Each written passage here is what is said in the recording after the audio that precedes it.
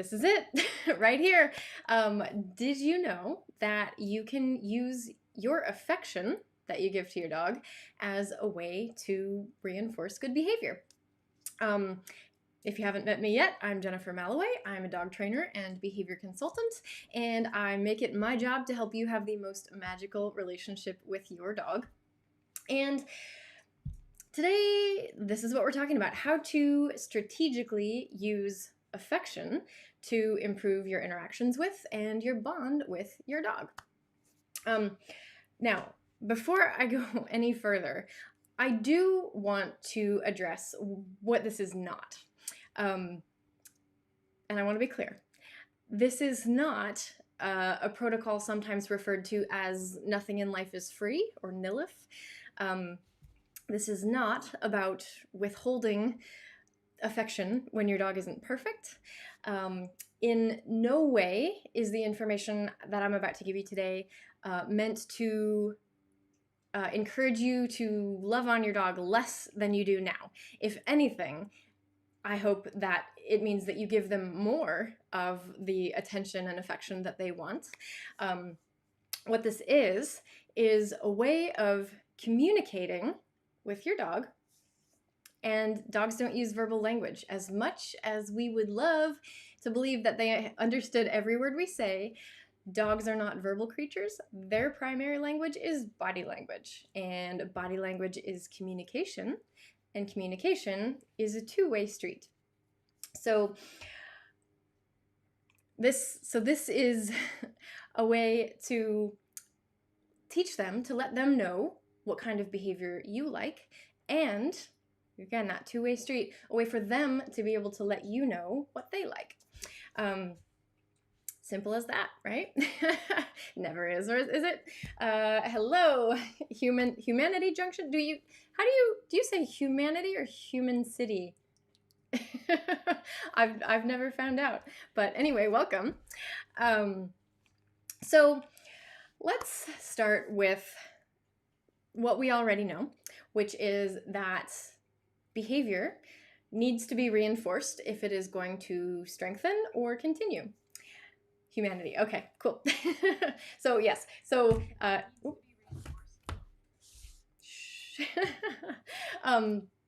yeah, so in order for behavior to strengthen or continue, it has to continually be reinforced. When we stop reinforcing, good behavior tends to go away. And to and to reinforce behavior, we have to use what is motivating to our animal. Now, whatever we're using, we might call this a reinforcer or a reward or a motivator. You can use those terms interchangeably, at least today. But what is going to be what is a very powerful motivator for many dogs, if not most? Who forgot to lock the door? I know, right? Yeah, so for many dogs, what's a powerful motivator is our attention, our affection, our touch, petting. Great. David says, if you wanted to know about interviews, I can tell you here in chat if you want to know how they work. You sure know how to pick good timing, right? Too bad it'll have to wait. Okay, so so our attention and our physical touch with our dogs can be a really, really powerful motivator, but it's not always. And there is it's like there's a time and place for everything. So when is it appropriate? Your timing is impeccable. Yeah, see? Timing. When we choose to apply different motivators matters if you want to change behavior of a dog or any other living thing. So time and place for everything. Let's break this into categories, right? So you may know that for most training, food is going to be the most efficient and most convenient motivator or reward for our dogs. We talk a lot about this. Food is good when you're teaching a brand new behavior. Food is good when you are competing with other environmental motivators, aka distractions, like other dogs, other animals, interesting smells even. Hi, Jessie. Humanity Junction says, if we ignore our dog, she comes and sits on our head, literally. Ooh, and are we okay with that? Do we like the sitting on your head? Some people are fine with that, and that's totally cool. But if you're not, we're gonna talk about this later on. That's hilarious. I'm glad you said that. So food's good in a variety of contexts. New behavior, when you've got competing distractions, when you are training a brand new behavior. Did I already say that? Yeah, I did. When you need lots of fast repetitions in practice, in training, and when you're trying to change underlying emotions in your dog. All great times to choose food as your motivator. Now, affection is good at other times. It's great at home when things are calmer and slower. It's great when you don't need a lot of fast reps, because it's not a motivator that can be delivered quickly and then you can move on to the next repetition. It's great for real world contexts, or at least real world at home contexts, is when it's best.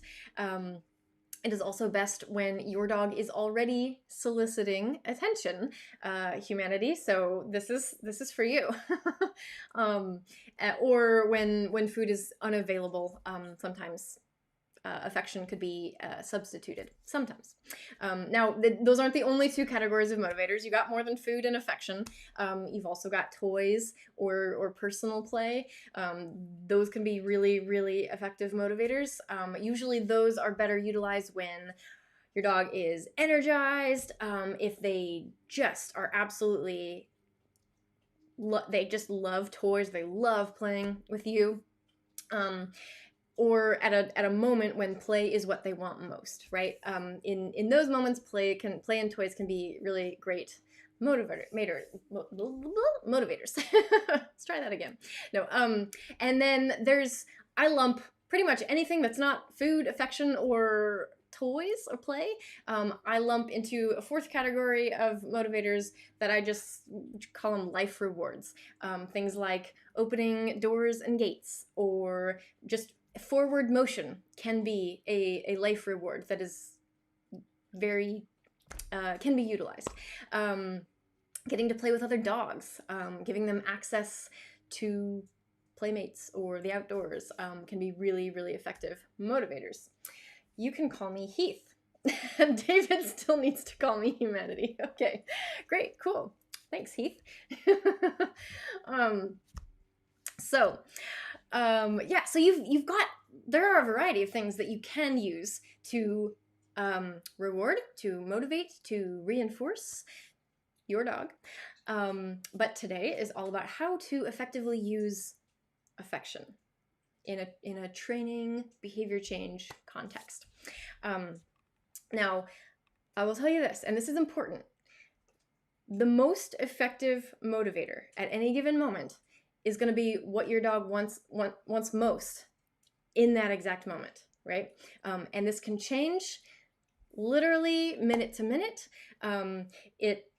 As the environment changes or your dog's internal state changes, meaning their mood might shift, or if you were using food and suddenly their belly's full, food might be less motivating, so you want to switch, things like that. So the stuff changes all the time, and so the number one, the top motivator for your individual dog, it can change. So just something to be aware of, which is why we say that affection is most effective when affection is what they want. Heath says, is the reward breed or dog specific? Okay, so it can be both, but simplest answer is it's dog specific. Know your individual dog. Now, sometimes it can sort of fall along breed lines, like, like our herding dogs, you know, tend to be very high drive. They really like maybe tug games or breeds that really like chasing balls, like our terriers. Sometimes that can give us little clues as to what an individual dog might value most. But for the most part, it does come down to the individual dog. And yeah, so you got to know your dog best, right? Jesse, hello again from YouTube. Welcome, welcome on both platforms. um, so, tell me this. For your dogs, do you guys already have an idea of? Well, we'll keep it simple first. Like, which category of motivators might most frequently be your dog's top? Or if they have an individual, like if they're like, yeah, we like toys, but we only like the ball, or we only like tug toys, or we only like a certain kind of treats, or a certain kind of affection. Love to know what your dog's top motivators are. Let's see. So, yeah. So I was saying your most effective is always going to be what your dog wants in that exact moment, and don't be surprised if it can change moment to moment. This is normal life, but there are plenty of times when affection could be the top motivator, and so this is why this is worth talking about. He says toys, frisbee, and balls. Ooh, yeah, we got a toy dog. Okay. Those are really fun dogs to work with.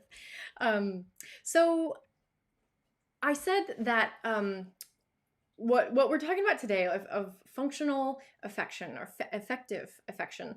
I want to talk about it in two broad categories. I said that this is half teaching our dogs what we like, and half about letting them tell us what they like. So we're going to talk about those separately, and we'll start with how to teach them what you like, because some of us may not like when our dogs sit on our heads. Impartial Geek, oh no, I missed it. I'm not ignoring your comments. Oh wow, you would think herding dogs would be very low and oh, very funny. Not hurting. Herding. Dizzy's a herding dog. But he does sleep a lot more than he used to, doesn't he? Maybe we're hurting him. No. So yeah. We're gonna two categories. Let's start with how to teach them what we like. Now these are equally important categories. So stick around, but if your dog tends to get on your nerve at times and you want to be able to reward them with something other than food in those moments, you're in the right place. Humanity says affection is high on the list. She loves a butt scratch or being roughhoused with. Awesome. So this will be very useful. He's staring intensely at me. Dizzy is? He's busy. He's very busy right now with his Kong, which I gave to him because he's been annoying. So I think that the best way to illustrate how to use this is to give you an example. And so I'm going to talk about just one specific behavior problem, or behavior problem. It's a bad behavior according to a lot of humans, but not all. And dogs, it's not bad or good to dogs. It just is. It just works for them usually. So what our job is to teach them that something else works. And it's not jumping up. But keep this in mind, that the way that you use it, you can hopefully take from this example the underlying principles and apply it to anything that your dog's doing that's a bother. So let's talk about jumping up. Anytime we're trying to change behavior, we always want to start with the smallest increment of the behavior that we want. That your dog is the smallest increment that your dog is capable of, because we want to make it easy. It has to be achievable. If they're gonna be able to climb the ladder, the rungs have to be low enough that they can reach the first one. Yeah. So we work in very small increments, and with some dogs, the jumping up is so like frantic and intense that there's almost not a moment when their paws touch the floor, right? So if you've got that dog, you're going to have to try real hard to make it easy for them. And I'll talk a little bit about how. One way is to start with we got to use management, right? So that means gates. It means when you are coming home and you're that moment when your dog is just so overjoyed to see you that they just can't hold it in and they're just popcorning. That's when you might want to let somebody else at home know, I'm about to come in. Could we put Fido behind the gate, so that gives you both a chance to practice this. But set it up so that your dog can't make the wrong choice, which is jumping all over your clothes. So put him behind a gate, something like that, and that gives us a little bit of space to be able to do what we're going to do next with our attention. So we're going to use our eye contact, our voices, our praise, our happy talk, and our hands, our touch, our petting and scratching, all the things that they love. We're gonna use all of that to heavily reward those moments when their paws are on the floor. And likewise, as soon as the paws leave the floor, we pull it all away. We pull all of our eye contact, attention, talking, everything. Just it stops. Impartial Geek says, my happy talk is loud. That's great, as long as the dog is okay with loud. Some dogs might be a little bit sensitive, but again, all of this comes down to the individual dog. What is reinforcing, or on the other hand, scary to dogs. For a lot of dogs, loud is great. Loud is okay.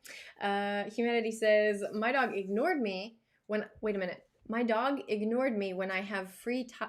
Is that supposed to say free time? When I'm really busy, she always wants my attention. My girlfriend is the same way.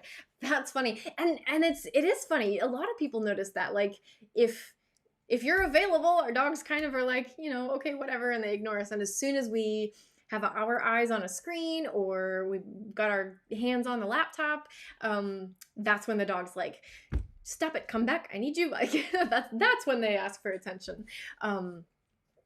That's tricky.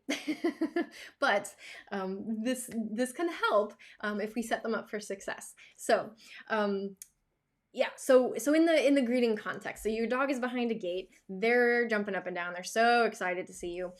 Your first step is, as soon as your pup is like on their way, like their paws, they're like up here and they're up here, as soon as they're on their way to the floor, which requires us to be very, very quick on our feet with our timing, or quick with our hands in this case.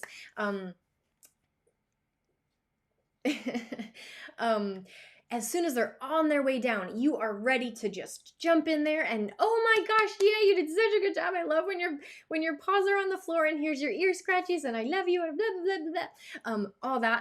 All that stuff. Like, give them whatever your dog wants. As soon as they're on their way, their paws are on their way to the floor. Likewise, as soon as you see those muscles like coil up and get ready to spring again, you are ready to pull back, break eye contact, stop the talking, stop the touching. And you're going to repeat this and repeat this. And for if you've got that really, really jumpy popcorn dog, it might take a lot, especially the first time you try this. It's going to get easier and easier and easier each time. So don't give up if, like, a week from now you're like, we've done this every day and my dog still jumps. If you record it, you will probably notice a trend toward less and less jumping, and you just don't give up. Just keep it going and you will eventually get there. But think about where you're starting from. If you've got that overly jumpy dog, you've got a longer way to go than a dog who is a little bit more calm or a little bit less jumpy to begin with, right? Everybody's path is different. Some is going to be longer than others, and that's okay. You've got the dog you've got. So don't give up. This absolutely works, I promise you. But it does require, again, it's only going to work if our timing is really good, meaning as soon as their dogs are down, we're like showering them with all the wonderful things. And as soon as they're coming up, we're like, oh, it all stops. And then repeat as needed, right? Now, if day one, you're just like back and forth. It's like, okay, you're so good. Like, if this just goes on and on and on, what I like to do, and this is my general rule of thumb. This is just kind of how I am with dogs who really are excited to interact. If I'm on my feet, my rule, and you can make your own rule, but this is just kind of so that dogs have a way to just get out whatever they need to get out, is that if I'm on my feet, I don't want jumping, which means this protocol that I'm describing is in place. I will give you everything you want as long as your paws are on the floor. 4 on the floor, we say. But if I'm kneeling or lying on the ground, like, you can jump all over me, I don't care. Like that's the distinction that I've made. And as long as you're consistent, the dog will learn. So if this is just going on and on and on and on, and your dog is just like day one, you can't get anywhere, then what I like to do is, at a moment when they're 4 on the floor, that's when I will open the gate and just like, I'll get on the floor with the dog and like party, whatever, like let the dog jump all over, like that's fine. But the distinction is I'm not standing anymore. So if that's feasible, that's a good way to kind of just like, okay, that's, it's a good way to like end that cycle for today. And then you're going to come back and do it tomorrow and the next day and the next day. Humanity says, Jennifer, doing a great job. I have to go, but I will be back. Okay, cool. We'll see you then. Impartial Geek says, I have tried jumping on you when you were kneeling and you shooed me away. Yeah, that's my rule for dogs. I had different set of rules for humans, so we'll have to talk about that. The other thing, that might be important to mention, is that we like I said, we have to make it easy, and for a lot of people and their dogs, there are maybe multiple behaviors that we don't like and would like to change. But if we're going to have success, we have to focus on one at a time. Not 2, not 11, just 1, one at a time. And that means that if our dogs like to jump and bark and bite and do a bunch of like crazy things that we want to get rid of, all at once, we're focusing on the jumping first, which means ignore the barking. That you've got them on the other side of a gate, so hopefully they're not able to reach you with teeth and they're not, tugging on clothes or anything. But we're going to ignore anything else that you don't like barking. As they learn that they have a way to get your attention and your love and your petting and all those things, as they learn that there is a way to get the goal, get to their goal of just you, all of that other like excitement coming out at you is going to tend to go down for most dogs. And if it doesn't, then we can address the jumping and then address the barking later. But one at a time, because again, we have to have such small increments that the dogs can be successful. Because like I said, if we're making it too hard, they can't succeed. And then what's going to happen is that you're just going to end up giving them less attention than you normally do. And we don't want that. That's not the goal here. So just expect lots and lots of repetition. And it's going to take a while. It's going to take a little while before they start to catch on, but they will. And like I said, if you were to record these interactions, which you could, it'd be interesting, but you don't have to. But if you did, you would start to see a trend toward closer and closer, even if it's baby steps, closer and closer toward the behavior that you want. And another way that you can kind of lower the bar, make it easier for your dog if you have just that over-the-top excited dog, is in addition to the gate and in addition to the petting protocol, you can also spill food on the floor. It gives them something to direct their attention down rather than up, which is going to keep them from jumping as much. So it's another way to like make it a little bit easier for them. So you can keep a container of treats by the front door or wherever you're going to be practicing this. Keep that handy if that's something that you might want to use. This is probably best if you only have one dog, because dogs might, if they guard resources from each other, that could start a fight and we don't want that. So careful with the food if you've got a multi-dog household, but great solution if you've got one jumpy dog. So where was I? Yeah. Oh, and I talked about having to be quick, having to be very like on your toes so that you're ready to reinforce as soon as your dog is down. But as your dog starts to catch on, you will you can start to, you won't have to have such quick reactions. You'll be able to take your time a little bit more. You can start to wait a second, 1 second of them just sitting calmly before you jump in with your attention, and then 2 seconds and 3, and on and on and on. Once they start to catch on, but if they're not succeeding, if you just feel like this is a never-ending loop, we're not ready for that step yet. You got to be quick, very quick in the beginning, and then we can start to slow down as our dogs understand that the person will greet me, my person will come love me. It just might take a second, because for a dog, a second might take, that might feel like eternity, especially if you've just come home after being out of the house for 5 minutes, That's just how dogs are. It's why we love them, but it's sometimes a little bit too much. Anybody have this jumping problem at home with your dogs? Yeah. It's common, it's normal, and sometimes people just give up on it.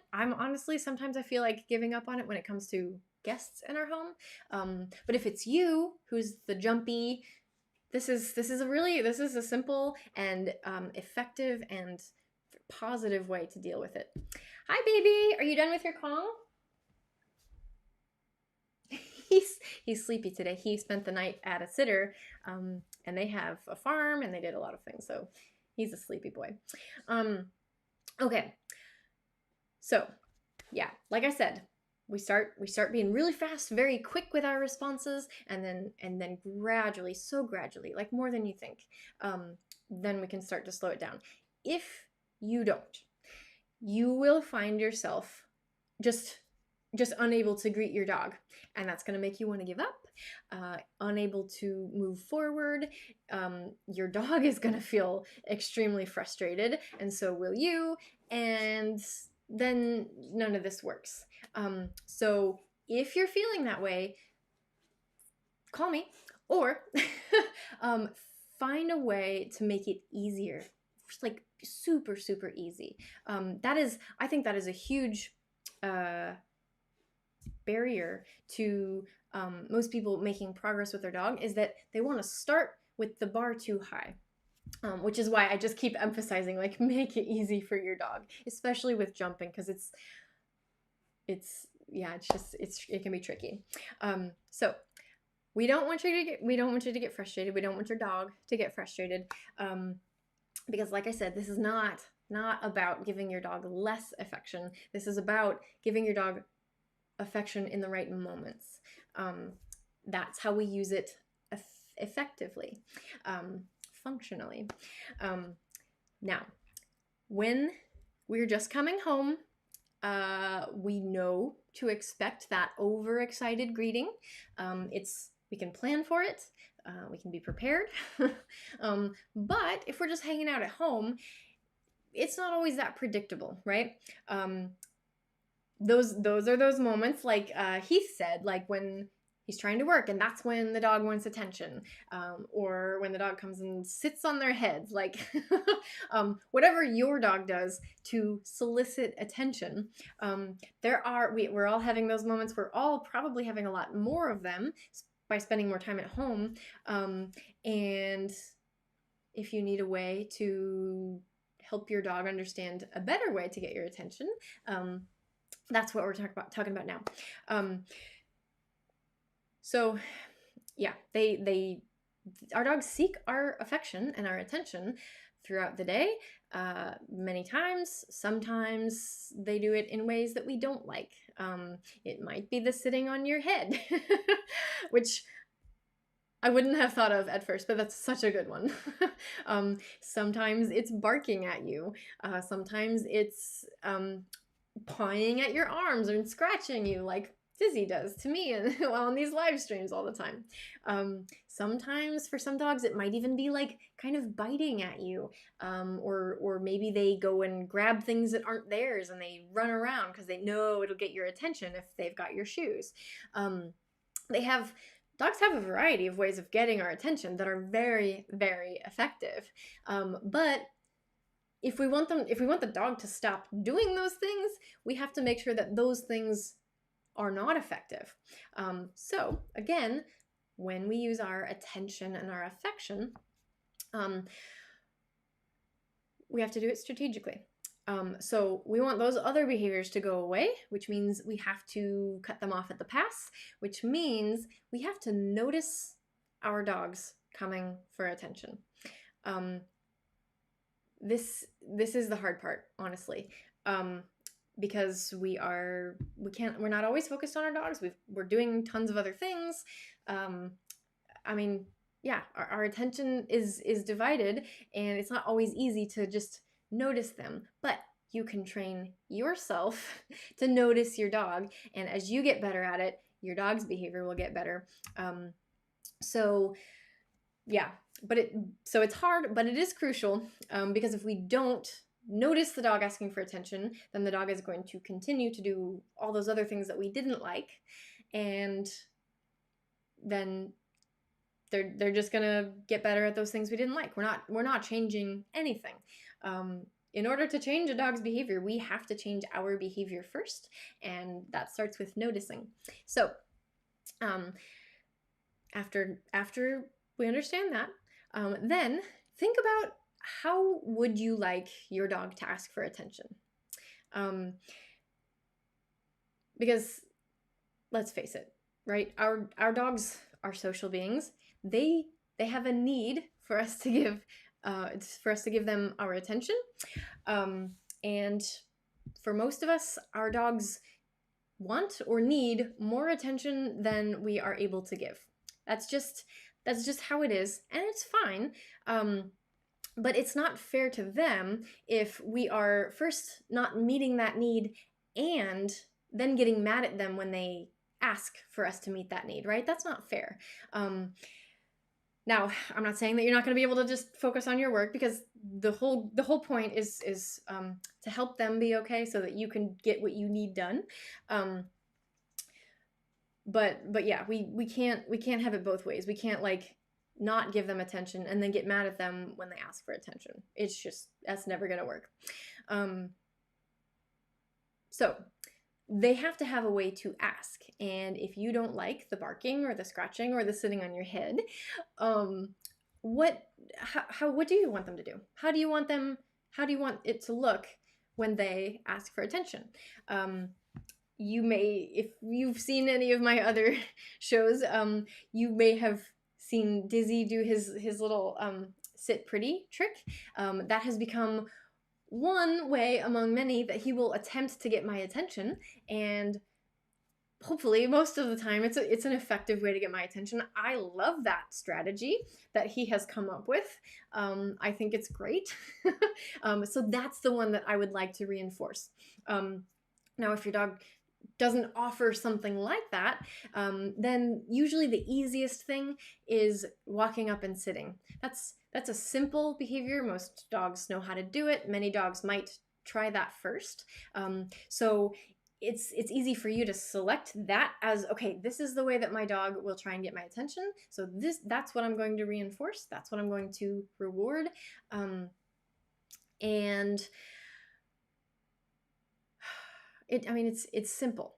So we gotta understand what it looks like, and then we have to notice it, and then we have to reinforce it, right? So your dog walks up, maybe they sit, the sit doesn't have to be a part of it. That makes it more complicated. If your dog just walks up to you, you can jump in there like, oh, hi Bella, and give them all that affection and attention that we talked about for the jumping. All of this is reinforcing eye contact, talking to them, sweet talking them, petting them in the ways that they like, all of that stuff, playing with them. As soon as they do the thing that is the way that you would like them to ask for attention, reward the heck out of it with your attention, right? Because again, in that moment, what your dog probably wants most is your attention. I mean, maybe it's not. Maybe they're coming to you because they need you to let them outside, or maybe they're coming to you because they're like, I'm hungry, it's time for a snack. That could be. But I think in a lot of cases, what they really just want is your attention. And so that means in many cases, your attention is going to be the most reinforcing thing. So what are you reinforcing? Are you reinforcing them jumping on you, pawing at you, sitting on your head? Grimskull, welcome. You didn't miss it. So are you reinforcing those things, or are you reinforcing walking up calmly?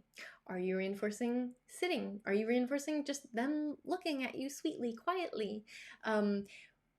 Reinforce the thing that you would like them to do to get your attention. But again, we have to know what that looks like, and we have to notice when it happens. After that, you don't have to have anything on you except love. So pick something simple, notice it, reinforce it with your attention, and better yet, or best of all possibly, is take a 2-minute break, right?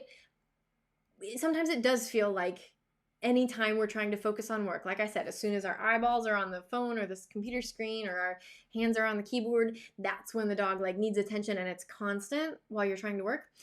But that's not really, it's not actually constant, right?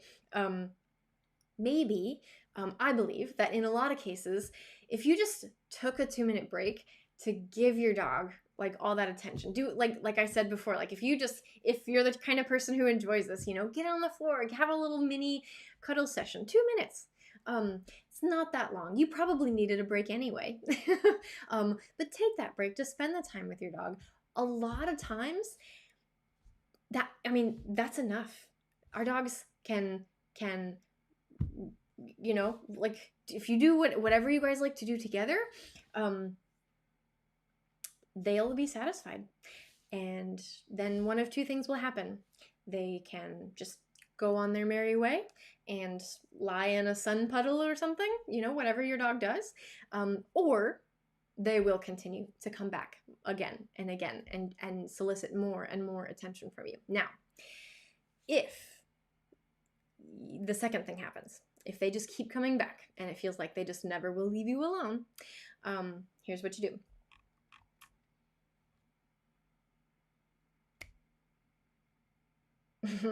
You got to give them something to do. Because I lost my place. I'm sorry. I'm brain is falling apart. No, yeah. So if your dog is the one who just keeps coming back time and again, you have to focus. You do have to get some work done. And I'm not suggesting that you have to continue this pattern while you're trying to work of the jumping thing. No. Take the 2-minute break, give them attention. Then if they come back, then that's your cue to okay, he needs something to do. It's like the kids who, they're running around crazy in the house. You got to give them something to do. Give them a game. In our dog's case, usually the easiest thing is to give them a pre-stuffed Kong or a bully stick or some other kind of chewy that they really like to get into. But just give them something else that is reinforcing, motivating for them, so that they will occupy themselves away from you, and maybe close the door if that's feasible.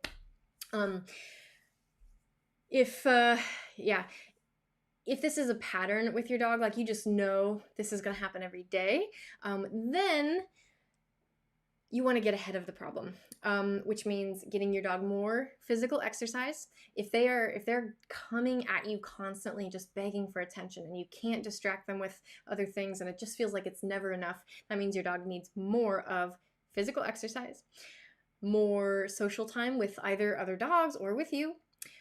When it's non-work hours, they need more time with you when it is appropriate, when you are available. And they need more mental enrichment, which I often like to use food puzzles to get them mental enrichment. We talk about getting rid of the food bowl altogether, feeding them all of their meals in puzzles, getting creative, really great way to work their brain, tire them out, so that they don't constantly feel like, I need something to do, I need your attention, I need this, blah, blah, blah. You know, we don't want our dogs to feel like bored and in need of things all the time. So that means provide them with all of these other things, and you will hopefully see less of that like needy begging for attention, especially when you're on the computer or the phone. So that's how we cut off that behavior in dogs who just like will not stop and aren't satisfied with our 2 minute little play breaks. So any questions? You're all still here. No. So that's a couple examples of how to use affection to teach your dog behaviors that you like better than what they were offering naturally. And as long as you make it easy enough that they can achieve it, you will make progress together. And it's much, I mean, I find it to be much more pleasant for me. It's definitely more pleasant for the dog than like constantly feeling like you're at odds with them and constantly feeling like you have to battle them. Like, oh my God, leave me alone. Like you just want to push them away, or like you stop them from jumping on you. It's like, or yelling no at them, because like dogs don't understand what no means. It's a concept, and so this is much more effective for one, and much more positive and pleasant for the two of you. So which means it's going to strengthen the way it's going to strengthen the ways that you can communicate together. It's going to build trust, and it's going to solidify that bond that you've already got. It's just going to make it better. But I said there were two things, right? Two ways that we can use affection. The first, which we've covered, is teaching them what you like. But we can also use our affection that we give them to help them communicate to us what they like. And how do we do this? Through something, I call it a consent test. Yes, consent. It's good for humans, good for dogs too. For most of history, humans have kind of just done to and with dogs what we feel like, regardless of how they feel about it. That is the reality. That's what our history has been together. And luckily, dogs are forgiving and very tolerant, and they put up with us for the most part. Unless a dog has really like put their foot down or their teeth out, we kind of get away with murder. But it is a new day, and we are learning more about dog body language and communication and better ways to work with other living creatures. And we have all of this new, I mean, it's not that new, but it's new, all this new science that gives us better ways to work with animals. And this is one. So after all that history, and we've got all this new science, but we're kind of on this precipice. We're on this boundary, and we're still kind of in the middle where we've got new information, but we're still not really good at applying it, or we're not good at like recognizing what our dogs are saying. And so I find that by very small adjustments in how we interact with our dogs, we can get better at reading them. And I'm absolutely talking about you and your specific dog, because while we know a lot about dogs, the species as a whole, we are always talking about the individual, because our dogs will have, individual differences and nuances in how they communicate. So it does come back to studying your specific dog, which can be really cool. I mean, most of us are pretty obsessed with our dogs anyway, so getting to learn more about them is like, I don't know, like that's never a bad thing. Like, how many of you have read a book about like how dogs think and how dogs sense the world? There's a lot of new, really amazing books out there, and they're selling like crazy because people, they want to know how their dog thinks and what their dog thinks, and and like So this is interesting, just as a topic, but you can learn about your specific animal, not just about dogs in general, in how you use your attention and your affection. So what I'm about to tell you is a way to let your dog be clear about what they think is good and bad from you. And again, I'm going to use some examples because I think examples are the best way to kind of illustrate how to do this. So if you have questions, feel free to drop them in the comments. If it's not clear, I want to know. But yeah, so consent tests. What that is giving our dogs a chance to give feedback intermittently throughout an interaction. So I'll use just petting as a first example, right? So first of all, petting is not black and white. It's not I'm petting the dog or I'm not petting a dog. There's so many different ways that we can touch. Like physical touch is not yes, no, black, white. Like there's so many different factors that go into how we are touching our animal. The amount of pressure can vary. The speed that we're petting can vary, like there's long, soft strokes, long, hard strokes. There's like intense scratching or very light scratching, which, did you know that some dogs can be ticklish? Animals can be ticklish? Who knew? So we've got pressure and speed. We've got the surface area. Are you using your whole palm of your hand, or are you just using some fingertips? Like, God, this is starting to feel like so wrong. I'm starting to have flashbacks to the stream on humping. But anyway, what else? There's the person who's interacting with the dog. Dogs, just like to say a dog likes being pet or likes being pet behind the ears, or like it's painting in such broad strokes. It's not giving enough nuance. Because a dog may like getting scratched behind the ears, but maybe they only like it from family members or certain people. Like, so the person who's interacting with the dog absolutely matters to the dog. The length of time that this interaction is going on absolutely matters. Like, have you ever, like, I don't know, I think most of us really enjoy massages, yes. But have you ever like had somebody who's, say, massaging your shoulders, and it feels so good at first, and then it goes on and it gets like, you still enjoy it, but it's like less enjoyable. But if they continue the same motion at the same pressure, like eventually it might start to hurt.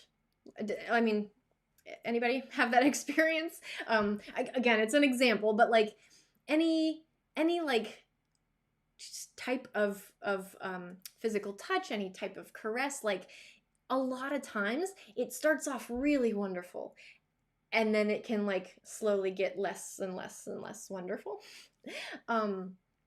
So, varying it up can help. Or maybe you're like, okay, like that's all I needed. Maybe you're not a touchy-feely person and you're like, like a little bit's fine, but like, let's not, we have individual preferences, but length of time that this goes on can absolutely matter. Let's see, location on body. We kind of talked about, some dogs really like scratching behind the ears or butt scratchies, or bellies, petting on the belly. Like, every dog is going to have their preferences as far as location on body. Also, not always considered is the just location in the world. Where is this happening? A lot of dogs will solicit a lot of attention when there's nothing else going on at home. That, like, it's like they have it in their heads, like, at home is the time that we cuddle and we do pets, and that's when they want that sort of thing. But when they're out in the world, kind of, we talked about the different motivators for our dogs, like they can shift, right? So say at home when nothing was going on, their top motivator was the attention and the petting and stuff. But as soon as you walk outside, they're way more interested in smelling bushes or barking at the dog across the street, or, you know, could be any number of things. But suddenly something that was so wonderful in the house could actually just be not reinforcing. It could actually be punishing. It could be aversive. It could be like they actively want to avoid it. So that's something to think about. And the example that always comes to mind, in my experience as a class teacher, is people want to use petting as a reinforcer in training class, and I've never seen it work. I have, like, honestly, every single time I have witnessed someone try to use, especially the head pats, it's like right on their head, and they're like dogs usually like try and duck and avoid it, which means it is not going to work to reinforce the behavior that you wanted to reinforce. So just by changing the location, you know, going from home to training class, suddenly petting doesn't work anymore. And in fact, it could be punishing. So Christina says, like petting a cat. Ours prefers 3 pets along her back, no more, or she gets nasty. That's awesome. I mean, and that's great that you know your specific animal, because again, like all of this nuance and all of this variation in preference, it's not species specific, it's animal specific. We, you know, not all of us like the same type of massages, you know, and our animals have the same, I mean, they're absolutely individuals too. And you know this, but sometimes we kind of just tend to think like in these broad strokes, like dogs like being pet, and you know, I even, I will never forget this. For some reason, this really stuck out in my mind, that like my first pet as an adult was a cat. And so I was used to interacting with a cat, you know, which meant that most of our physical interaction with me and an animal had been like just very soft and slow, and you know, stuff that cats like. Again, I'm painting in very broad strokes by saying just cats. I'm like saying all the species, the whole species. But that's not necessarily true. But in general, cats like less than dogs, right? And so then when I went to visit my sister and I was playing around with her dog, I was petting her dog, and she was like, "You're petting him like he's a cat." And I'm like, I mean, he seems to like it. Now, granted, I didn't know anything then. Like, I will fully admit, like, at that moment in time, I knew nothing. I mean, we had a million pets growing up. We had dogs, we had rodents, we had reptiles, we had like we were a family. Like, our parents let us have all sorts of animals. So we'd had animals, but I knew nothing. But you know, that was how I felt most comfortable interacting with her dog. And she was like making fun of me. She was like, "You're petting him like he's a cat." And I'm like, I mean, I don't know. He seems to like it. And to this day, like I haven't spent a ton of time with her dog. But I will tell you this, that dog loved me. Like, he's not a cuddly dog at all. He's not like into all of the like in your face stuff. He's not that dog. But he would like sleep in my bed when he wouldn't even sleep in her bed. And she got mad at me. She was like, what, you know? And like, it's literally not until this moment right here that I'm like, maybe it was because I pet him like a cat. What that was the type of physical interaction that he enjoyed, you know? It's individual interactions. Jennifer Snow. What? Grimskull, what? Jennifer Snow? Elaborate, please. So anyway, that was a roundabout way of saying that, like, just because it's a dog or it's a cat doesn't mean that they like XYZ. We want to know what the individual animal likes. So here's how we do that.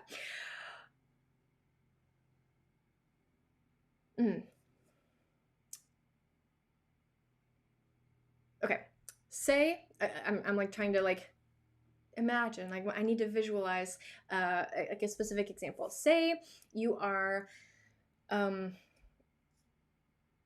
Oh, you know nothing, Jennifer Snow. That's right. Okay. I love that quote. Oh no, you're behaving. This is totally fine. David's probably told you we just watched, or I just saw Game of Thrones for the first time, and now I understand the hype, and also that accident, and also you know nothing. I love that. Yeah, but no, it's true. I knew nothing. So anyway, yeah. So say you're petting a dog. I guess it doesn't matter when, inside, outside, whatever. Um, First, I mean, if it's not your dog especially, but even if it is your dog, um, give your animal the chance to approach you versus you approaching them, right? That is almost a guaranteed way to make sure that they do want to interact with you. You can present your body in such a way that is inviting, crouch down, open your arms, like turn your body to the side, like happy talk, maybe clap or make some silly noise or whatever. But if you invite them and they approach, that is number one best way to make sure that they are wanting this interaction, because they don't always, especially if you've got cats like Christina does, cats especially, right? So that's one. Then, and here's important. I mean, it's all important, right? But but here's where it gets maybe less intuitive. Is pet them however you're petting them. And I am talking about even if it is your dog, and even if you know like how they like to be pet at all times, do what you're doing, but stop. Take breaks. And this is what I mean by consent test. By pulling back every now and then, you give your animal the chance to say, I want some more, or okay, thanks, we're done now. Because sometimes when we're interacting with them, and especially if we're touching them, especially if we're using two hands, the difference between one and two hands can be huge. In our animals' eyes. So sometimes they can feel, especially if they're a really sweet, non-aggressive animal, they can feel like they can't walk away until you stop. Don't know why, but it does happen. And so if you give them more chances to walk away, you'll get the information quicker than you might otherwise. Which what that does is it puts our animals in a position where they can continually opt in. It gives them it shows them continually that they can trust us. Again, it builds that bond, because the more that they say yes, just the more that your interactions are always consensual. I mean, this might sound, a little bit like a modern day sex talk, but it's the same principle, right? If we give our animals a chance to say yes, by pulling back and having re-inviting them into the interaction, we know that it's an emphatic yes, because sometimes what'll happen is you'll be petting them, it's great, yeah, and then you stop and they're like, okay, and they walk away, and you're like, okay, great. You get to end on a positive note for both of you, which means that the next time they're going to want to come back for more. It means that you'll make sure that your animal never stays in a situation that is uncomfortable for them.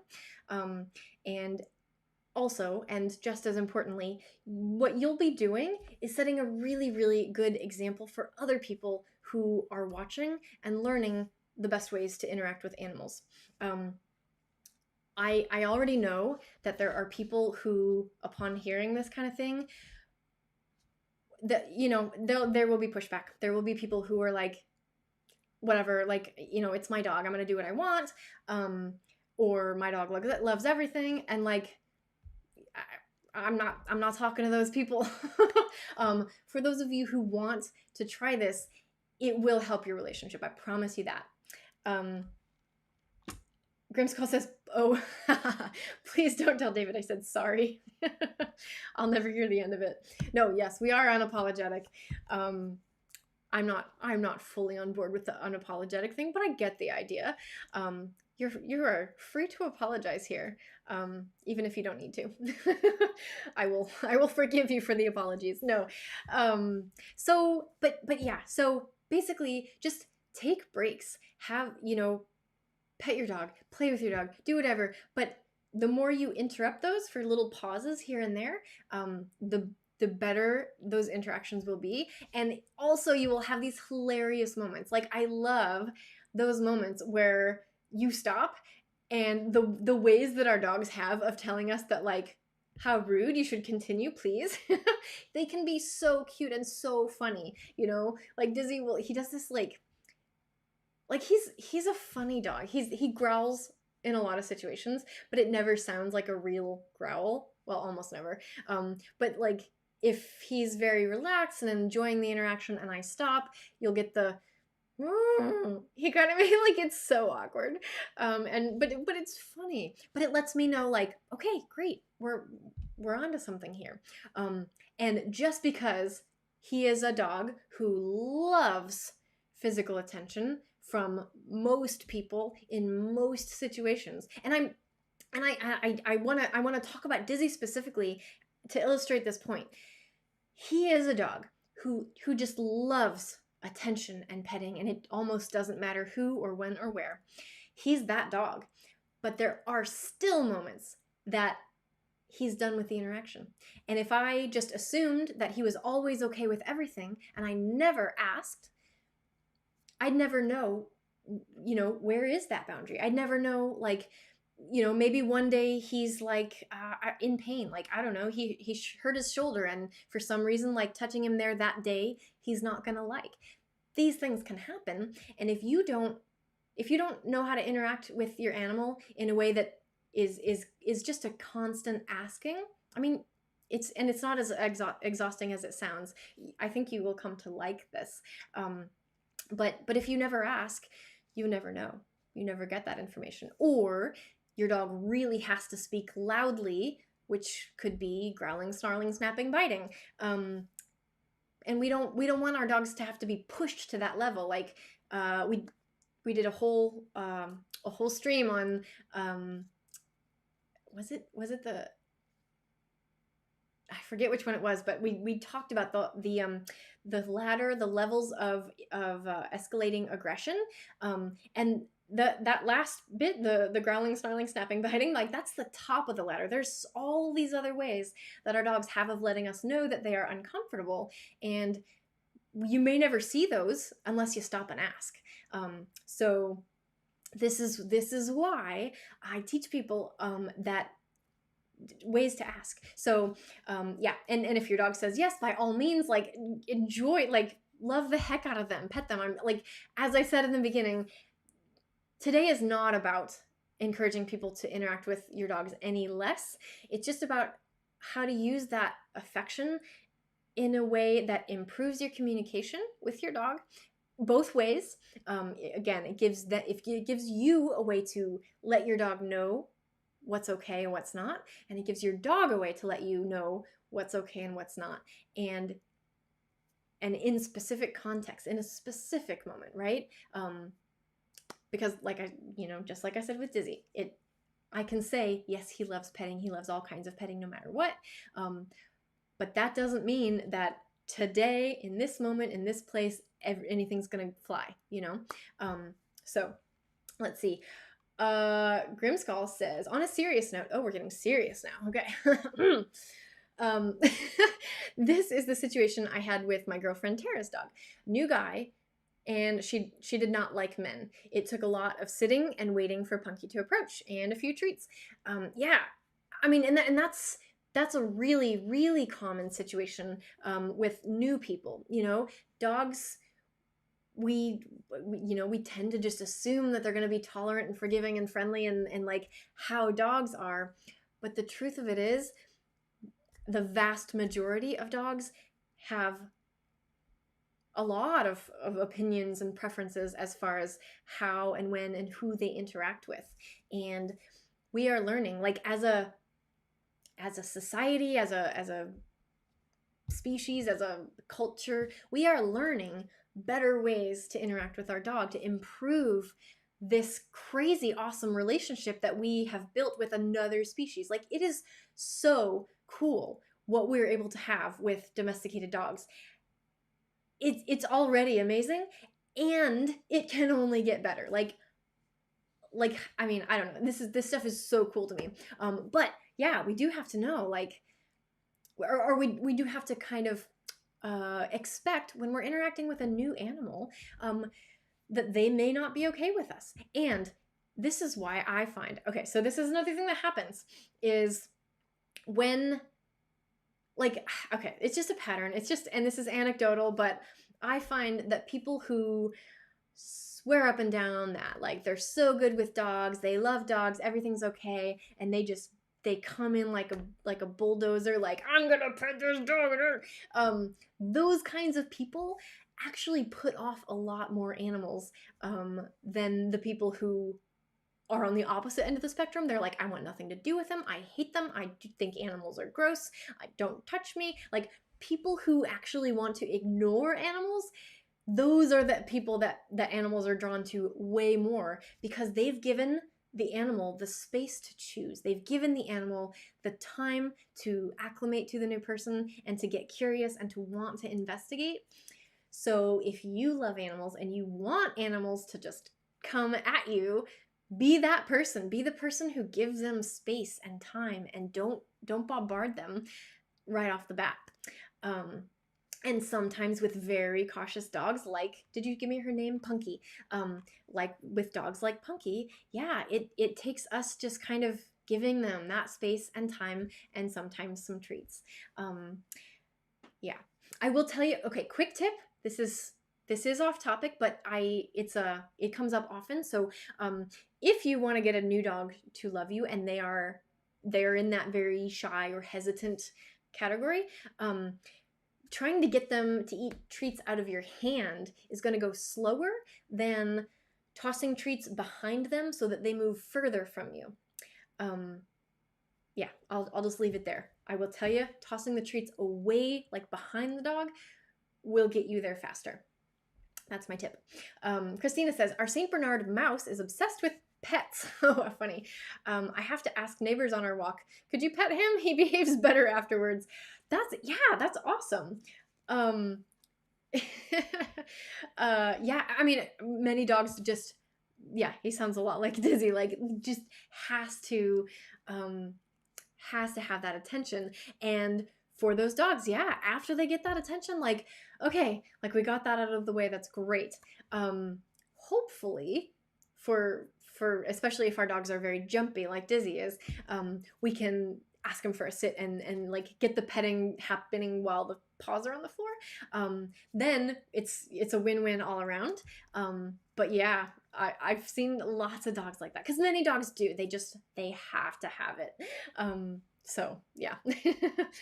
Oh, Grimskull says, with Punky, now we have a ritual. After dinner, during TV time, Punky always jumps up next to me to say, hey dad, it's time for attention, and nudges the arm for a good petting.